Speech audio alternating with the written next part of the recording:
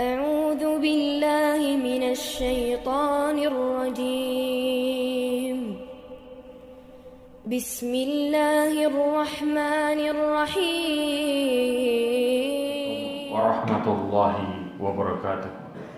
إن الحمد لله نحمده ونستعينه ونستغفره ونستهديه ونعوذ بالله من شرور أنفسنا ومن سيئات أعمالنا. من يهده الله فهو المهتد ومن يضلل فلن تجد له وليا مرشدا. أشهد أن لا إله إلا الله وحده لا شريك له وأشهد أن محمدا عبده ورسوله. قال الله تعالى في كتابه الكريم: أعوذ بالله من الشيطان الرجيم.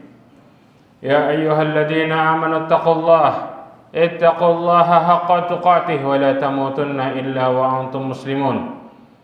يا أيها الذين آمنوا اتقوا الله وقولوا قولا سديدا يصلح لكم أعمالكم ويغفر لكم ذنوبكم ومن يطع الله ورسوله فقد فاز فوزا عظيما.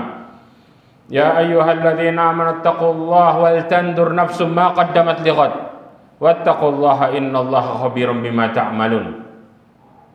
Ma'asyiral mu'minin rahimani wa rahimakumullah.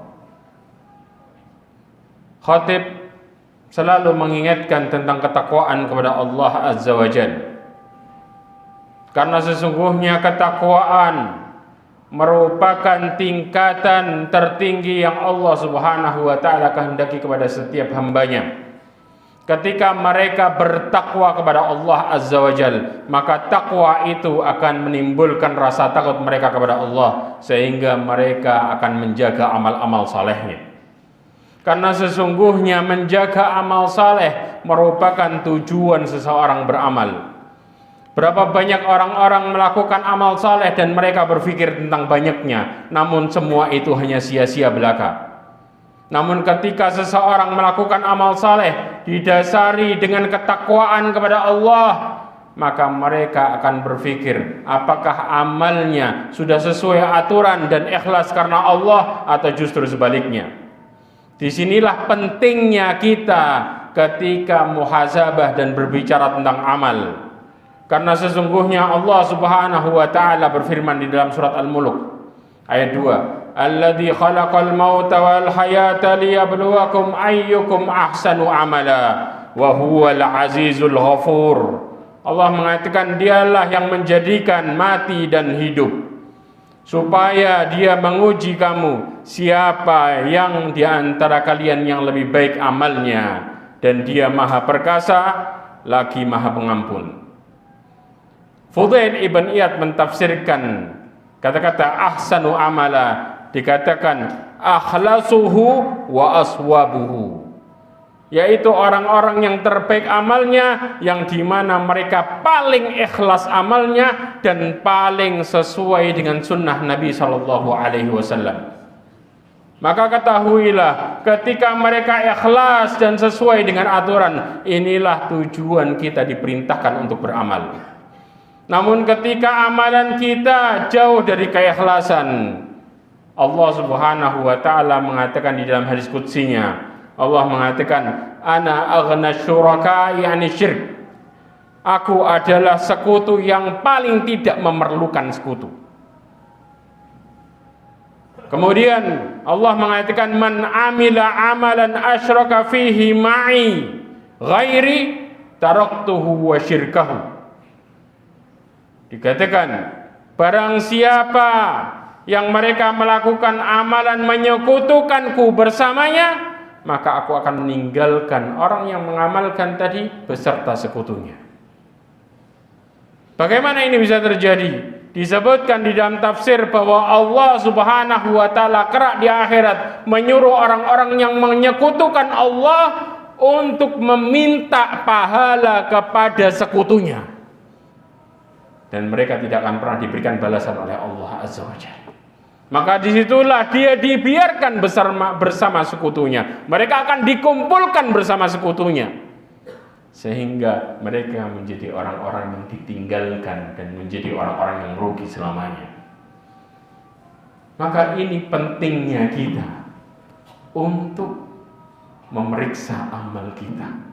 Karena sesungguhnya Al-Imam Ibnu Qayyim Al-Jauzi menasihati kita tentang paling pentingnya amalan dengan mengatakan walaisa sya'nu fil amal wa innama sya'nu fi hifdzil amal bima yufsiduhu wa yuhbituh. Disebutkan dalam kitabnya Wabilus Shayyib, dikatakan sesungguhnya bukanlah perkara yang penting dengan banyaknya beramal, tetapi yang paling penting adalah bagaimana menjaga amal kita dari sesuatu yang merusak dan menggugurkan amalnya.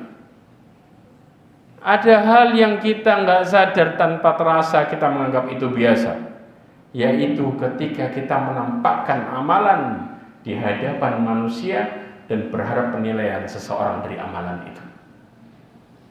Maka kemudian Ibnu Qayyim mengatakan farriya wa indaqqa muhbitun lil amal wa huwa abwabu katsirah la tuhsar. Sesungguhnya riya merupakan penghancur, perusak amalan walaupun kecil. Ketika kita melakukan riya walaupun kecil, tipis, tapi tetap menggugurkan amalan. Sedangkan ketika kita berbicara masalah riya, sangat banyak pintunya dan tidak terhitung. Bahkan syaitan ketika ingin memotivasi kita disuruh untuk melakukan amal soleh, tetapi dimotivasi untuk menceritakan kepada orang lain, seakan-akan supaya kita mendapatkan penilaian sehingga kita masuk dalam perkara riya. Bahkan dikatakan syaitan lebih senang kita melakukan amal saleh yang disertai dengan riya daripada kita tidak melakukan amal saleh. Karena orang yang tidak melakukan amal saleh, mereka tidak memiliki pahala. Namun ketika mereka melakukan amal saleh disertai dengan riya, mereka akan mendapatkan kerusakan dan dosa sekaligus. Subhanallah ya ikhwah, berapa banyak kita nggak sadar masalah ini, dan kita berpikir mengatakan ayo lakukan amalan sebanyak-banyaknya, tapi kita lupa buat menilai amalan kita sudah baik atau tidak. Seakan-akan amalan yang kita lakukan seumur hidup kita merasa pasti diterima oleh Allah, sedangkan kita masih menoleh kepada manusia, seakan-akan kita berharap penilaian seseorang harus melihat kita menjadi orang yang baik. Sedangkan yang menilai amal soleh kita, yang menjadikan kita baik dan buruk di balik amal soleh, bukanlah seseorang, tetapi Allah Azza wa Jalla. Makanya dikatakan komentar 5 orang atau 100 orang sama dan tidak ada bedanya. Mereka mau menilai kita baik, mau 5 orang atau 1000 orang sekalipun, sesungguhnya penilaian mereka tidak akan pernah mendatangkan manfaat sama sekali.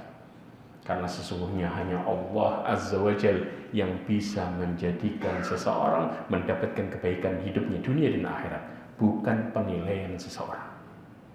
Ma'asyiral mu'minin rahimani wa rahimakumullah. Lalu bagaimana caranya?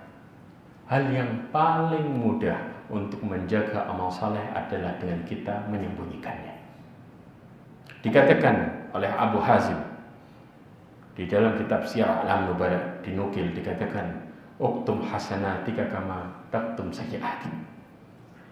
Sembunyikan kebaikanmu sebagaimana engkau menyembunyikan keburukan. Karena ketika kita memiliki keburukan, tidak ada orang yang ingin tahu, tidak ada orang yang ingin mengetahui tentang keburukan kita, maka fahamilah juga, sembunyikan kebaikanmu sebagaimana engkau tidak menginginkan orang lain tahu terhadap kebaikanmu. Karena disinilah letak keikhlasan akan mudah terjaga. Ya ikhwah, diri kita lebih mudah terjangkiti penyakit dengan penyakit-penyakit yang merusak amal soleh dibanding dengan kita menjaga diri kita. Karena sesungguhnya penjagaan terjadi karena hidayah dari Allah Azza wa Jalla, bukan karena kehebatan bagaimana kita beramal. Berapa banyak orang-orang yang menyangka bahwa mereka telah melakukan kebaikan dalam amalnya, tapi ternyata ketika mereka melihat banyak amalnya yang sia-sia, Rasulullah SAW bahkan menasihati tentang menekankan pentingnya menyembunyikan amal dengan mengatakan man istata'a minkum ay yakuna lahu khabi'un min amalin salihin falyaf'al. Barang siapa di antara kalian yang mampu untuk memiliki amal saleh yang tersembunyi, maka lakukanlah.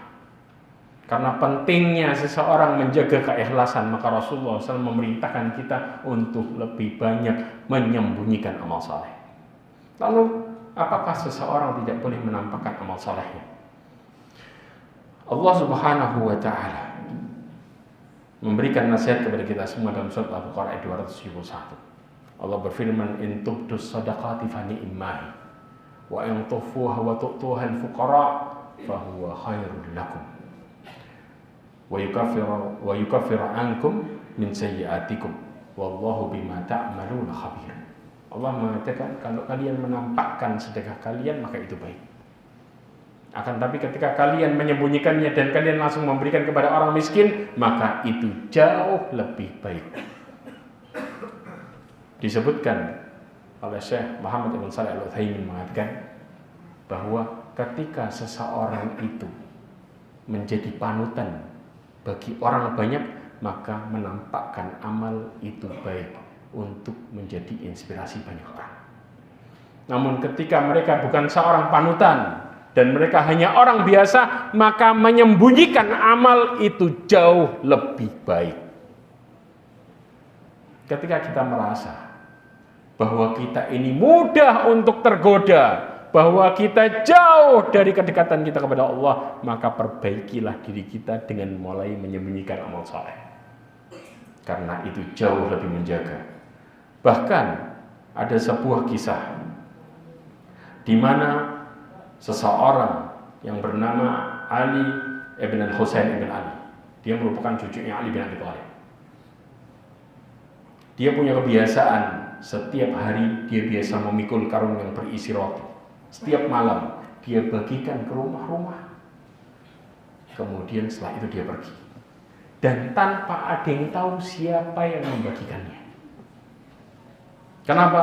Karena sesungguhnya dia mempraktikkan hadis Nabi SAW, di mana Rasulullah mengatakan, Inna sadaqatu sir tudfi'u ghadab Rabbi azza wa jalla. Sesungguhnya sedekah sembunyi-sembunyi itu akan mematikan murkanya Allah azza wa jalla, menghilangkan murkanya Allah azza wa jalla. Dari situ dia lakukan terus-menerus. Maka kemudian ketika dia meninggal dunia, baru orang tahu ternyata dia yang dibagikan. Dari mana taunya? Ketika jenazahnya dimandikan, ada bekas hitam di punggungnya karena tiap hari dia bawa karung. Kemudian di saat itu roti yang biasa dibagikan berhenti total. Dari situ seseorang baru tahu ternyata dialah orang yang selama ini membagikannya. Kenapa dia melakukan ini? Karena dia ingin amalnya dinilai hanya oleh Allah tanpa ada yang merusaknya satupun. Karena berapa banyak diri kita berubah dan kita menjadi orang-orang pengungkit amal ketika orang yang kita bantu dolim dengan kita. Seakan-akan kita harus mengatakan bahwa saya telah berbuat baik kepada dirimu. Kalau perbuatan baik kita ini hanya karena Allah, maka kita tidak perlu mengungkapkannya kepada orang-orang yang kita baiki. Karena sesungguhnya kita hanya berharap penilaian Allah, bukan berharap pembelaan manusia untuk berbuat baik kepada kita. Berapa banyak amal-amal saleh yang kita lakukan kemudian Allah Subhanahu wa Ta'ala membalas dengan caranya. Allah datangkan orang-orang untuk menolong kita karena Allah yang berkehendak, bukan orang yang menolong yang berkehendak untuk menolong kita. Mereka hanya dipertemukan oleh Allah Azza wa Jalla, tapi semua datangnya jalannya dari Allah Azza wa Jalla. Inilah balasan yang sebenarnya. Maka jangan pernah tertipu dengan amal saleh yang kita lakukan sehingga orang harus menilai kita baik. Justru ketika Allah cinta kepada hambanya, maka Allah jadikan hambanya orang-orang yang dijaga amal salehnya. Ma'asyiral mu'minin rahimani wa rahimakumullah. Kemudian Rasulullah SAW mengatakan bagaimana orang yang menyembunyikan amalnya untuk bisa menjadi orang-orang yang ikhlas, mereka akan mendapatkan cintanya Allah Azza wa Jalla. Di mana Rasulullah SAW mengatakan dalam hadisnya yang diriwayatkan Imam Muslim, dikatakan innallaha yuhibbul 'abdal ghani abdan taqiyun ghaniyul khafi. Dikatakan sesungguhnya Allah Subhanahu wa taala mencintai hamba-hamba yang bertakwa. Kemudian yang kaya hatinya, merasa cukup terhadap apa yang Allah berikan, dan khafi, hamba yang mereka melakukan amalannya sembunyi-sembunyi. Maka orang-orang yang melakukan amalannya sembunyi-sembunyi, mereka akan semakin dicintai oleh Allah karena mereka menampakkan, menjaga keikhlasannya di hadapan Allah Azza wa Jalla. Ma'asyiral mu'minin rahimani wa rahimakumullah. Sadarilah ini dari sekarang. Jangan sampai kita mendapati hidup kita sia-sia di balik keletihan yang kita lakukan dan kita korbankan. Karena sesungguhnya hidup yang disertai dengan murka Allah tidak akan pernah mendatangkan kebaikan, bahkan mendatangkan bencana di balik amalan yang kita niatkan selain kepada Allah Azza wa Jalla. Inilah efek di mana amal soleh yang kita lakukan tidak pernah mendatangkan kebaikan, karena Allah tidak menerima amal soleh kita, bahkan mendatangkan hati yang gundah dan hancur. Na'udzubillah min dzalik. Mudah-mudahan Allah SWT menjaga amal saleh kita dan menjadikan kita orang-orang yang bertakwa kepada Allah Azza wa Jalla. Aku qouli hadza wa astaghfirullah li wa lakum wa li sa'iril muslimin min kulli dhanbin fastaghfiruh innahu huwal ghafurur rahim.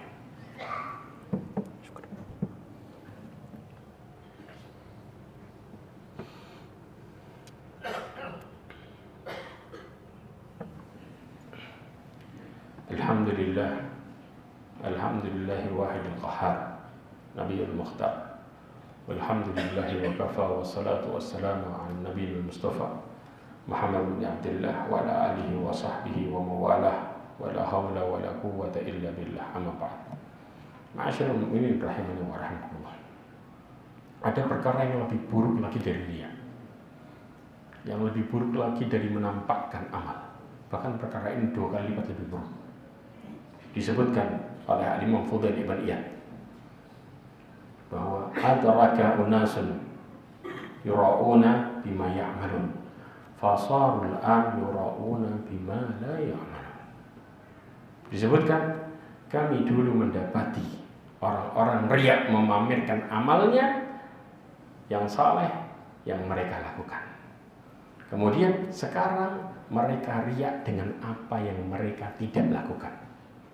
Berapa banyak orang-orang tanpa sadar, mereka hanya ingin dihormati, mereka hanya ingin dihargai, rela berbohong dengan mengatakan saya sudah melakukan ini dan itu. Maka ini disebut dengan riya, dengan apa yang tidak dia lakukan. Ini dosanya jauh 2 kali lipat lebih buruk daripada orang-orang yang riya di balik apa yang dia lakukan. Allah Subhanahu wa taala berfirman dalam surat Ali Imran ayat 188. Allah berfirman, la tahsabanna alladziina yafrahuna bima ataw wa yuhibbuna ay yuhmadu bima lam yaf'alu fala tahsabannahum bimafazatin minal adabi wa lahum adzabun alim. Allah Subhanahu wa taala berfirman, janganlah sekali-kali kamu menyangka bahwa orang-orang yang bergembira dengan apa yang telah mereka kerjakan dan mereka suka dipuji dengan apa yang mereka tidak kerjakan. Maka kemudian Allah Subhanahu wa taala mengatakan, janganlah kamu menyangka bahwa mereka akan terlepas dari siksa, tetapi bagi mereka siksa yang pedih. Maka dari sini ya ikhwah, orang-orang yang seperti ini kelak Allah Subhanahu wa taala akan siksa mereka 2 kali lipat. Kenapa? Karena sesungguhnya di dalam tafsir disebutkan mereka melakukan 2 kebohongan sekaligus. Rasulullah SAW menjelaskan dalam hadisnya, al-mutasyabbi'u bima lam yu'ta kalabithi thawbai zur. Dikatakan seorang yang menampakkan sesuatu yang tidak dia miliki seperti orang yang memakai 2 pakaian kebohongan. Disebutkan yang dimaksud 2 pakaian kebohongan disebutkan oleh Ibnu Hajar Al-Asqalani dalam Fathul Bari, yaitu kebohongan terhadap dirinya dan kebohongan terhadap orang lain sekaligus. Bahkan dia terkena dosa riya dan terkena 2 dosa kebohongan. Dia membohongi dirinya karena dia melakukannya dan dia membohongi orang lain. Dan ini sering tanpa sadar ketika kita ingin membela diri di hadapan orang, maka kita ceritakan kebaikan kita yang bukan kita lakukan. Maka di saat itu kita menganggap remeh dan biasa. Paling dosa kecil. Ini merupakan dosa besar sekaligus. Kita mendapatkan 2 lapis kebohongan. Dan kita mendapatkan dosa riya. Yang dimana riya ini tanpa dasar sama sekali. Ya ikhwah, maka kita disebut sebagai orang pembohong di balik itu. Lalu bagaimana yang kita hasilkan dari manfaat itu? Kita berharap mendapatkan manfaat yang banyak. Bahkan kita berharap mendapatkan manfaat di dunia di balik kebohongan. Seseorang rela melakukan bisnisnya dengan cara seperti ini. Rela bermuamalah di dunianya dengan cara seperti ini. Maka Rasulullah SAW mengatakan dalam hadisnya bagaimana efeknya. Man idda'a da'wa kadhibah liyatakatsara biha ma lam yazidhu Allah illa killah. Barang siapa yang dia mengklaim sebuah klaim yang bohong untuk bertambah banyak yang dia miliki, tidaklah Allah menambah kecuali semakin sedikit yang dia manfaatkan. Maka Allah akan semakin memperkecil rizkinya di balik kebohongannya. Maka Allah Subhanahu wa ta'ala akan menghilangkan keberkahannya dan memperkecil apa yang dia dapatkan di balik kebohongannya. Maka kita sudah mendapatkan kebohongan dengan dosanya, serta kita dihilangkan keberkahan hidup kita, dan kita akan menjadikan semua yang kita dapatkan rasanya kecil dan seakan-akan kita tidak merasakan hal itu sama sekali. Maka hati-hati masalah ini, jauhi. Ingat, hal yang kita tuju dalam hidup ini adalah penilaian Allah, bukan penilaian manusia. Karena sesungguhnya ketika manusia mengatakan tentang diri kita, ketika mereka menginginkan memuji kita, itu tidaklah mendatangkan banyak kebaikan. Karena amalnya nampak akan menjadikan manfaatnya sedikit. Sebagaimana yang dikatakan oleh Imam Syafi'i. Ketika Imam Syafi'i mengatakan sembunyikan amalmu, karena sesungguhnya amalan tersembunyi manfaatnya lebih banyak dibanding dengan amalan-amalan yang tampak kemudian manfaatnya semakin kecil. Karena dia dapat mendatangkan riya dan niat karena manusia. Mudah-mudahan Allah SWT menjadikan kita di balik semua ini menjadi hamba-hamba yang selalu dijaga hatinya dan amalnya. Mudah-mudahan Allah jauhkan kita dari kesyirikan-kesyirikan, serta mudah-mudahan Allah tutup hidup kita semua dengan kehidupan penutup yang baik. Inna Allah wa malaikatahu yusalluna ala nabi ya ayyuhalladzina amanu sallu alaihi wa sallimu taslima. Allahumma salli ala Muhammad wa ala Muhammad kama sallaita ala Ibrahim wa ala Ibrahim innaka Hamidum Majid. Allahumma barik ala Muhammad wa ala Muhammad kama barakta ala Ibrahim wa ala Ibrahim innaka Hamidum Majid. Allahumma ighfir lil muslimina wal muslimat wal mu'minina wal mu'minat al ahya'i minhum wal amwat innaka sami'un qaribun mujibud da'wat ya qadiyal hajat ya maghfirat dhunubi wal khati'at. Rabbana hab lana min azwajina wa dhurriyyatina qurrata a'yun waj'alna lil muttaqina imama. Rabbana zalamna anfusana wa illam taghfir lana wa tarhamna lanakunanna minal khasirin. Rabbana atina ma wa'adtana 'ala rasulika wa la tukhzina yawmal qiyamah innaka la tukhliful mi'ad. Allahumma inna nas'aluka husnul khatimah wa na'udzubika min su'il khatimah. Rabbana atina fid dunya hasanah wa fil akhirati hasanah wa qina adzaban nar. Wa sallallahu ala nabiyyina Muhammad wa akhiru da'wana anil hamdulillahi rabbil alamin. Ibadallah, innallaha ya'murukum bil adli wal ihsan wa ita'i dzil qurba wa yanha 'anil fahsya'i wal munkari wal baghi ya'idukum la'allakum tadhakkarun. Fadhkurullaha yadhkurkum washkuruhu 'ala ni'amihi yazidkum wa la dzikrullahi akbar. Aqimussalah.